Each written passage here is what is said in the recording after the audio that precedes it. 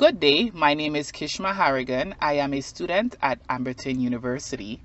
I am here to present my graduate research topic, which is, to what extent does transformational leadership affect employee job performance within the public sector? The literature reviews that will serve as a source of ideas for this research are those conducted by Jyoti Anbar, Zhuang Shouani, and Hansen. These articles show how transformational leadership impacts job performance and how public sector jobs are not as secure as they were in the past. It is well known that as the demands have grown for organizations to remain competitive in the marketplace, many organizations are seeking new and innovative ways to retain their employees.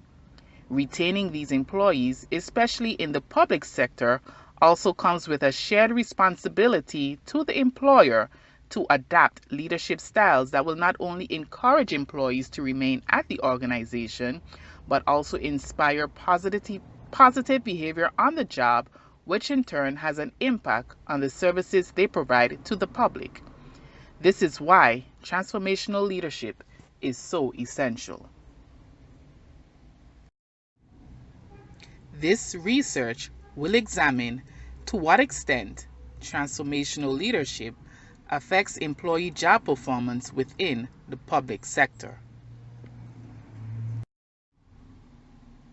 In your opinion, what makes a public servant a dedicated public servant?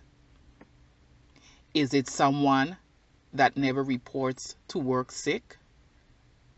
Is it someone that has had a long longevity within their particular profession? Or is it someone that has always been seen going above and beyond the call of duty?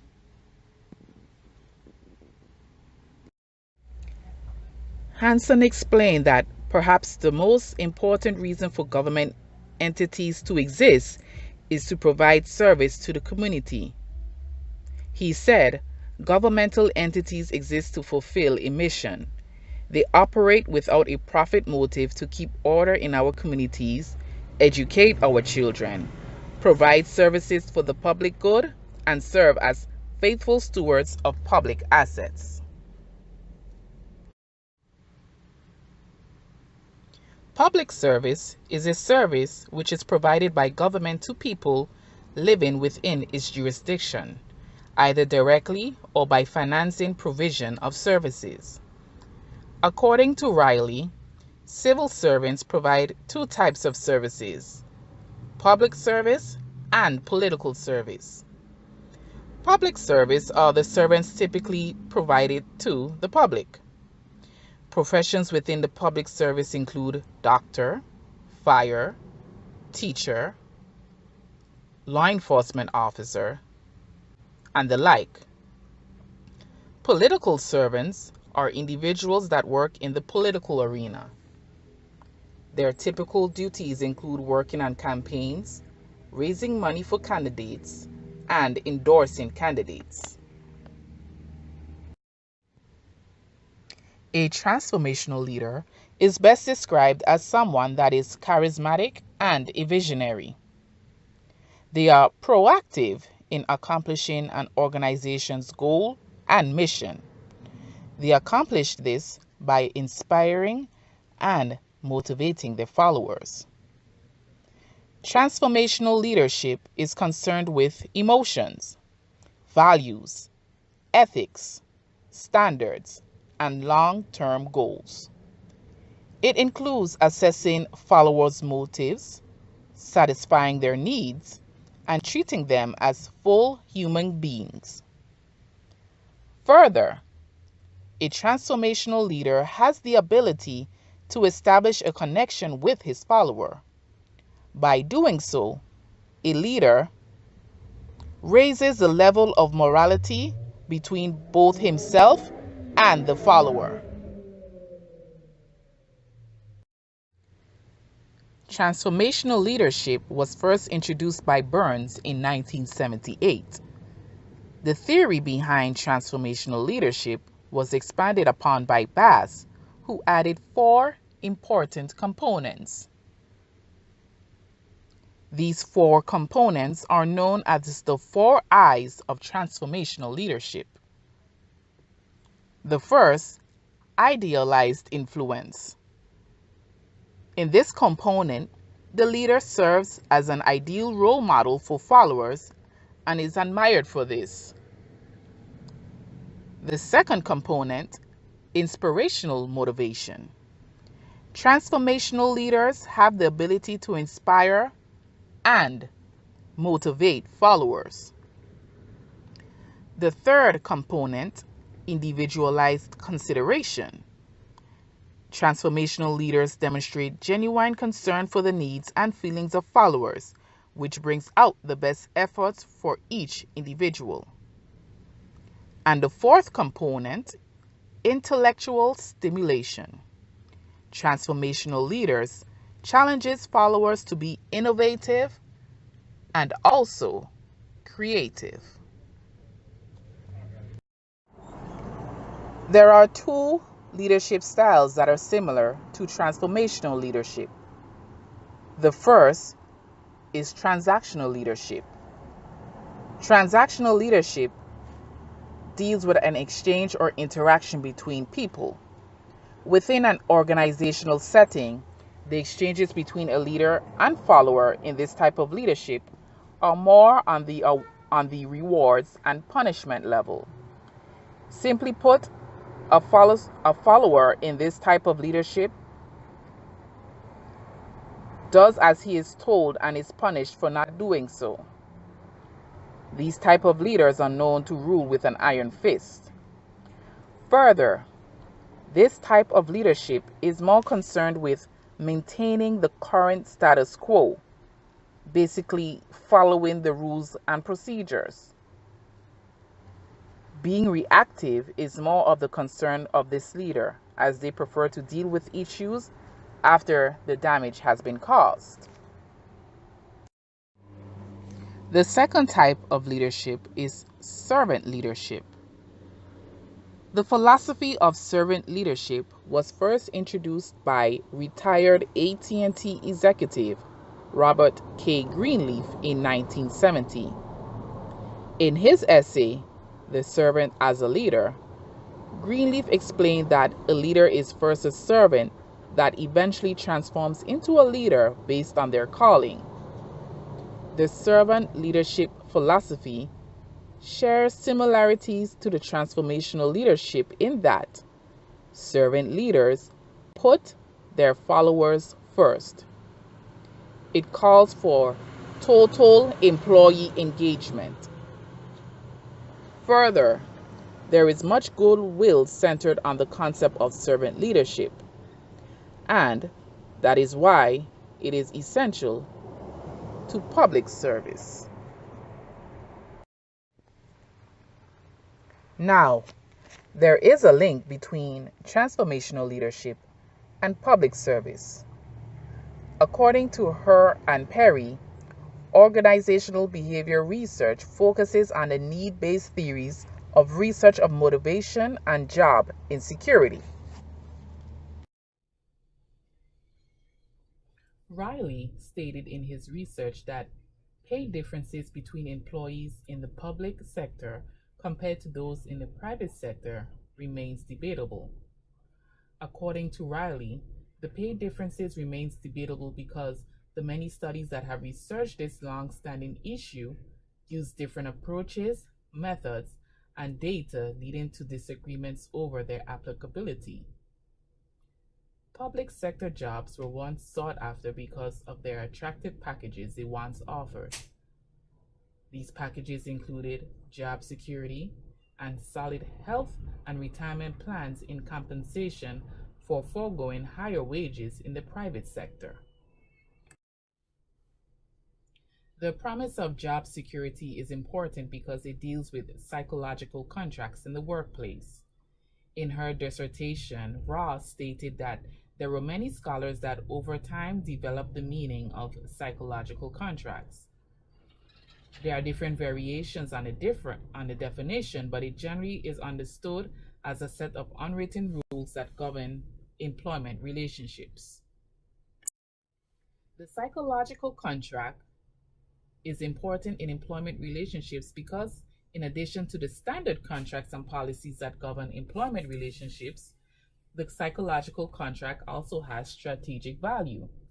Once psychological contracts are fulfilled, employees are usually content with their work environment and remain engaged. However, when the obligations of the psychological contract are unfulfilled, problems such as an disengaged workforce begins to arise. Some of these problems are being seen within the public sector. Employment within the public sector is no longer secure as it once were in the past. Common issues such as layoffs, failing pension systems, increase in health insurance premium costs, pay cuts, and other issues have all created a crisis within the public sector. With these trends, it is important for organizations to implement clever ways of recruiting, retaining, and motivating their workforce, and transformational leadership is paramount in this regard. A workforce that believes in the mission of its agency will not be found committing acts of crime, such as those issues constantly heard of in the media of public officials committing fraud, wasteful spending, illegal use of tax money, and other crimes.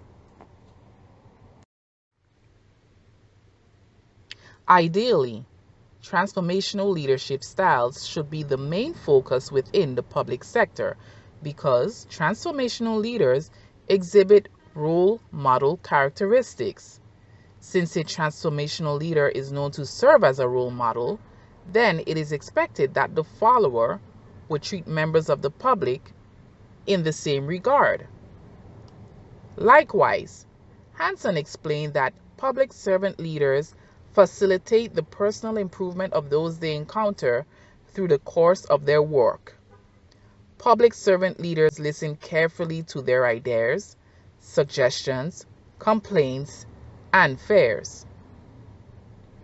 Consequently, a high level of rapport develops, enhancing the levels of awareness and empathy involved. This allows public servant leaders to identify the most important needs of their communities so their jurisdictions can have the biggest impact possible. They take responsibility for creating the results that the community demands. An agency that fails to develop good rapport with its community often suffers from poor leadership and other organizational issues. Possible negative outcomes when rapport is not developed between an agency and the community are a public's lack of trust in the agency and morale issues amongst the workforce. Basically, respect is a two-way street. In the case of law enforcement, a police department that is known to have poor leadership skills has the potential of negatively impacting the community that they are sworn to serve and protect. If a police department has poor leadership skills, then the possible outcomes are police corruption, excessive use of force, and other violations of citizens' civil rights. When this happens, the U.S. Department of Justice steps in and enforces a consent decree, which are federal reforms instituted at these departments to remedy these issues. Typically, the reason for these reforms always goes back to poor leadership and organizational issues such as lack of training and poor oversight by management. There are many police departments that have been found guilty of violating citizens' civil rights. Examples of these police departments are those in Ferguson, Missouri, where Officer Darren Wilson was shot and killed. Where Officer Darren Wilson shot and killed Michael Brown. Freddie Gray, who died as a result of the actions at the hands of Baltimore police officers. and the shooting death of Laquan McDonald, who was shot 16 times by Officer Jason Duke. If transformational leadership is made a priority within public agencies, such as those of police departments, then the effects would be tremendous. The visionary aspect commonly associated with transformational leaders will help a workforce to recognize its obligations to the community it serves. Therefore, once this obligation is recognized, public servants can do nothing else but serve with goodwill and act in the best interests of the community that it serves. Transformational leadership is observed and adapted at different levels of organizations and in different environments. Many researchers like Aiden, Seri, and UCL have pursued research into transformational leadership within the school setting, and their particular research showed that the leadership styles of school officials positively affected the teacher's commitment in teaching. The methodology for this research. The multi-factor leadership questionnaire, known as the MLQ Form 5X short, is the most commonly used to measure transformational leadership. It evaluates 3 different types of leadership styles: the transformational, transactional, and passive avoidant. And within this questionnaire, the 5 I's, commonly the 5 components of transformational leadership, are mentioned in the multi-factor questionnaire. For idealized influence, the statement is, I go beyond self-interest for the good of the group. To rate behaviors, the idealized influence, I consider the moral and ethical consequences of decisions. For the inspirational motivation, I talk optimistically about the future. Intellectual stimulation, I re-examine critical assumptions to question whether they are appropriate. And the individualized consideration, I help others to develop their strengths. The multi-factor questionnaire also includes components for the transactional leadership, which are the contingent reward. I make clear what one can expect to receive when performance goals are achieved. And then for the management by exception, I keep track of all mistakes. And the last contains the passive avoidant type of leadership, management by exception. I wait for things to go wrong before taking action. And the laissez-faire, I avoid making decisions. Now, for each of these statements, it is ranked by a key ranging from 0 to 4, 0 being not at all, 4 being frequently. Now, ideally, for this type of research that I pursue, it is better to use the MLQ 360 feedback method, where it could provide a feedback of both the rater and the individual. And the scoring is best used through mind guarding tools. However, I did not use the multi-leadership questionnaire. I used that independent study, which I'm going to explain. The methodology used for this research consisted of a 5-response field study questionnaire to measure the participants' perception as to what extent they believe transformational leadership affected their job performance. The questionnaire was randomly handed to 10 individuals within different agencies in the public sector. The criteria included that the participants must be current employees within the public sector and must have been employed in their current jobs for at least 3 consecutive years. The limitations I foresaw originally with the research is that since there were only a limited number of participants, I wouldn't have a definite representation on the topic based on the survey alone. Furthermore, research is focused on transformational leadership effect and job performance of employees and not necessarily how it translates into customer satisfaction. So, the questionnaire that was distributed to the participants. The 5 statements were: 1. My leader encourages professional growth. 2. My leader is interested in my well-being.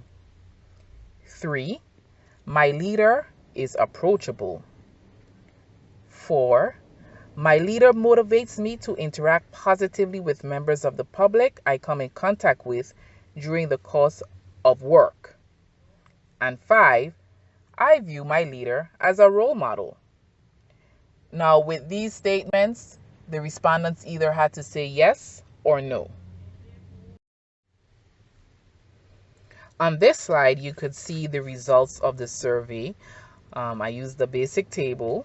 At the bottom, it has the questions or the statements that were given to the participants, and then the bars represent yes or no. You could see the different color-coded systems. So I just simply name it professional growth, well-being, approachable, encourage positive reactions, and serve as a role model.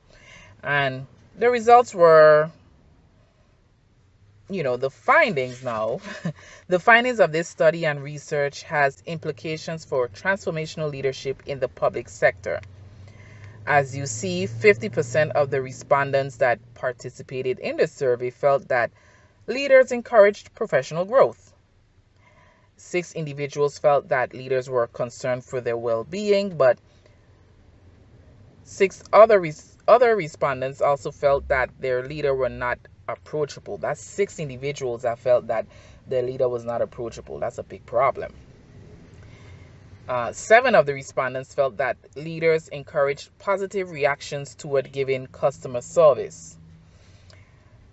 This could possibly be because the leader recognizes that customer loyalty is important in order for an organization to survive in the marketplace.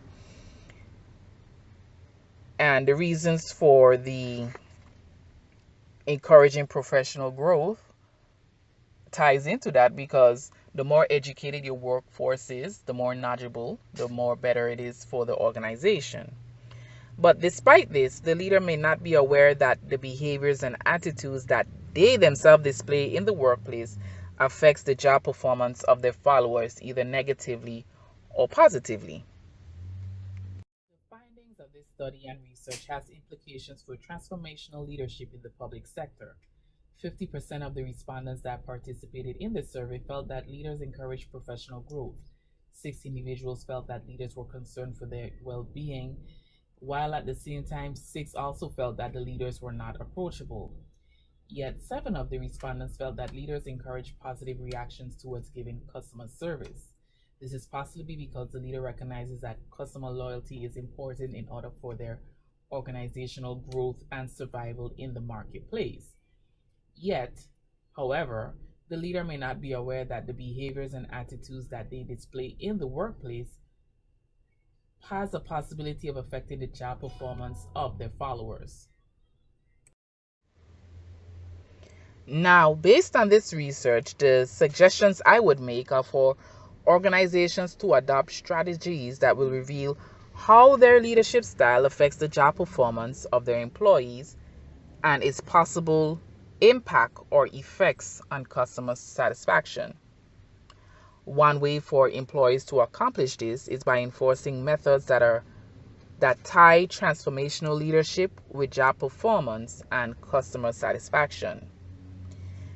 And determining the effectiveness of this strategy may rely on service for both the workforce and the public, and the use of the MLQ rater feedback method, which would give a 360 feedback response. And basically, once you get the results, you implement them, see how it goes. In another stage, you do another survey, see how that goes, and so forth. Now, if employees can honestly rate the leadership style within an organization as effective, and the public agrees that they receive good customer service from those public servants, then a reasonable assumption can be made that the employer is fostering a positive work environment, which in turn positively impacts customer satisfaction. So for my research, I would say there is a reasonable extent that transformational leadership does impact the job performance of employees within the public sector and by extension the community as well.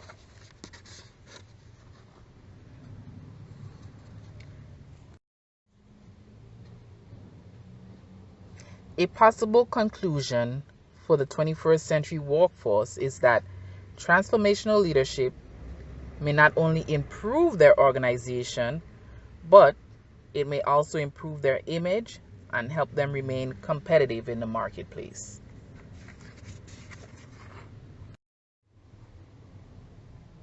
And that is it for my presentation. I thank you for listening to my topic, how transformational leadership also affects employees' job performance and also customer service. And in closing, I'd like to leave you with a quote by Mark Zuckerberg, who is the founder of Facebook. He once said, "The biggest risk is not taking any risk. In a world that is changing really quickly, the only strategy that is guaranteed to fail is not taking risks." Once again, thank you, and look forward to seeing some of you guys another time.